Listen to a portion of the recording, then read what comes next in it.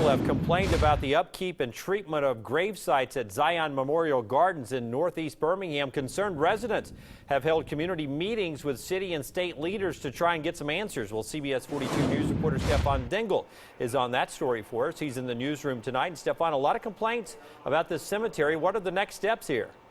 Jim, good evening. Countless complaints by loved ones about horrifying experiences with Zion Memorial Gardens. Things like allegedly putting the wrong tombstone at the wrong grave. Now local leaders are looking at legislation as the possible answer. Keep me in your prayers, or keep all of us in your prayers that have problems there. And I hope you don't have to go through with what we're having to go through. Pain and a sense of closure. That's what this room full of community members all have in common as they met with local leaders. The residents are complaining of customer service is very inadequate. A lot of the headstones are not properly placed. We don't have any closure because of the fact that we're told he is not buried in this particular area by one of the grave personnel.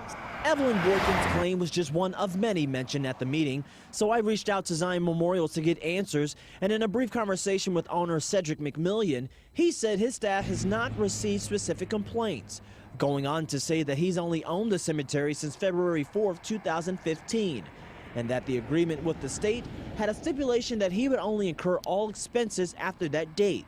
Anything before it will be the responsibility of the state of Alabama. We want to make sure that we have legislation ready, and we're going to be working with our state legislators to make sure that legislation is introduced and also passed in the upcoming legislative session. Now, that piece of legislation they are trying to introduce and pass would create a cemetery board here in Jefferson County that would regulate the maintenance of cemeteries. We're going to keep following this and try to get answers from Zion Memorial in the coming days. Live in the newsroom tonight, Stefan Dingle, CBS 42 News.